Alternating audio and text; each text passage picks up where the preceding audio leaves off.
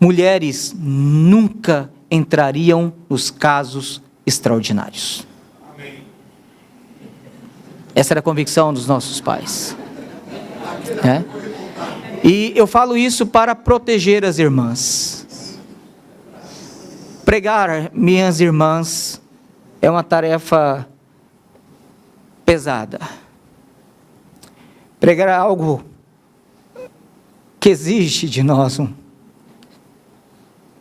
não que as irmãs não tenham esse senso de temor, tem. Não que as irmãs não entendam. Algumas irmãs, inclusive, são mais inteligentes do que alguns de nós aqui, do que eu, e etc. Dentre os homens mais inteligentes, algumas irmãs, Deus, na sua graça, as dota com essa capacidade. A questão não é inteligência. A questão é de chamado.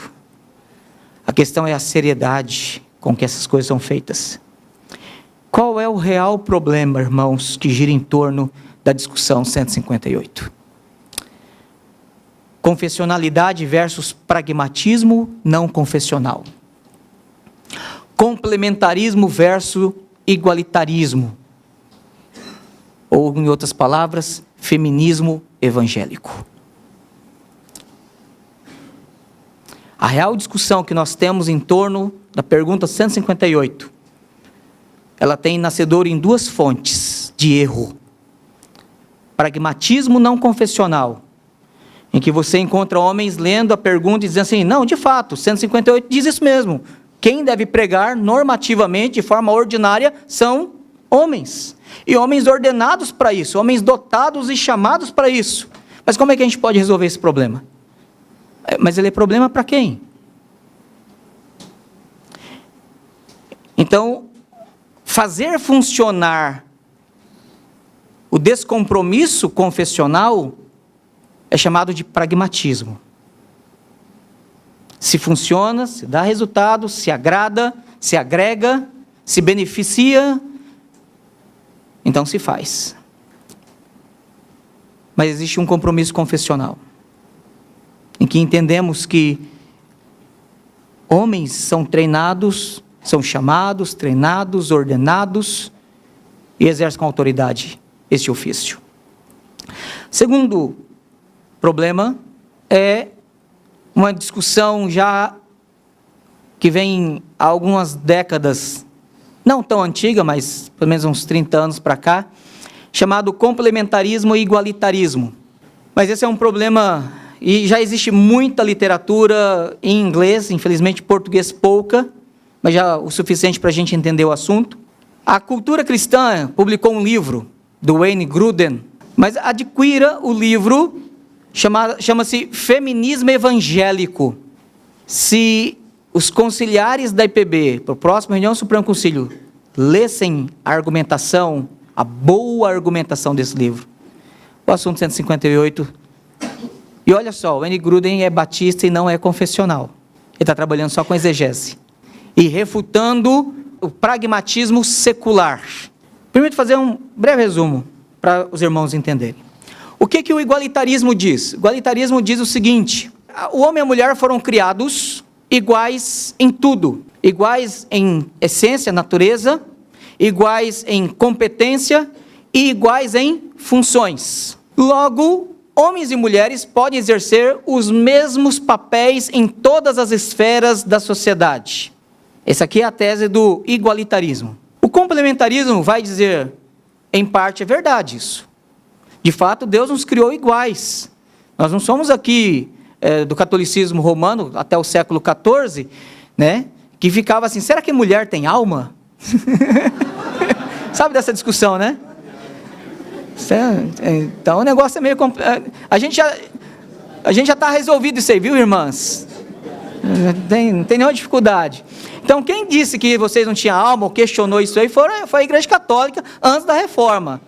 Nós, protestantes, reformados, herdeiros do puritanismo de Westminster, não temos nada a ver com essa discussão. Mas o detalhe é, cremos que homem e mulher são iguais? Sim. Nós temos alma, nós somos corpo, nós somos imagem de Deus, homem e mulher.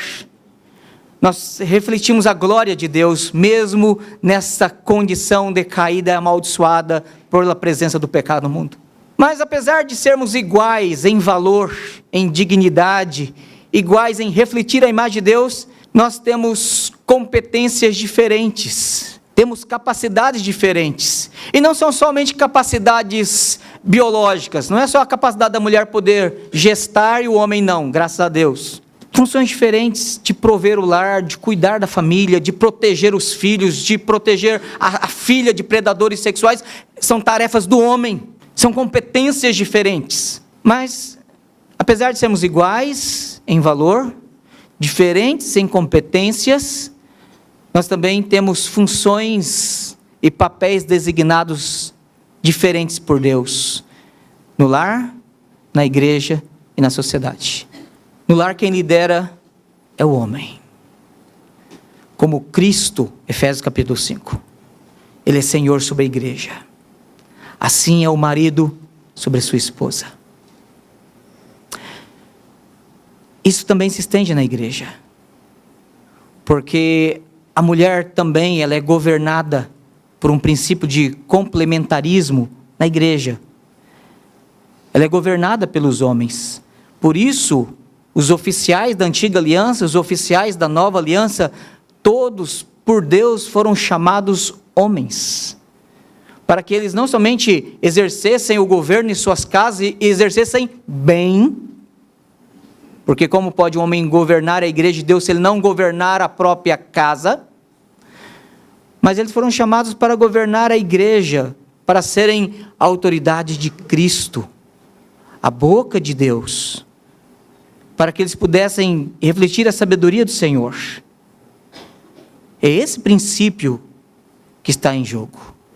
O grande detalhe, irmãos, é que se a pregação, que é o ato, for aprovado para as nossas irmãs, você também tem por implicação a adoção de um princípio maior chamado igualitarismo.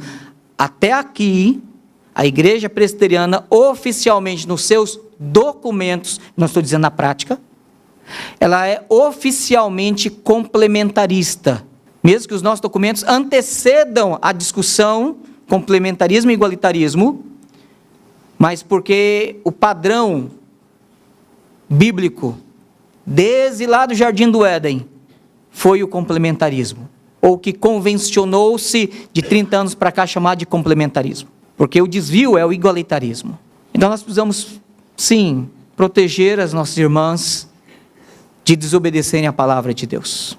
É uma honra aos homens e àqueles que são chamados, dotados, vocacionados, expor a palavra de Deus. Mas é um perigo quando uma mulher faz isso. Ah, mas pastor, eu conheço gente que se converteu com pregação de irmãs. Verdade. Eu também conheço. Se alguém se converteu pela misericórdia de Deus, como sempre se converte. E se converteu em situações extraordinárias pela misericórdia de Deus, apesar da desobediência. E não por causa dela. Essa é uma tarefa que Deus dá para os homens. Então, irmãs, não se sintam diminuídas por não terem esse em hebraico, a palavra kabad é o verbo usado lá no 5º mandamento. Honra teu pai, tua mãe. Kabad literalmente pode significar peso, fardo, e significa honra. Esse é um fardo que nós não suportamos, mas ao mesmo tempo é uma honra do qual nós não somos dignos. E pela graça e pelos méritos de Cristo, nós somos instrumentos para comunicar a palavra de Deus.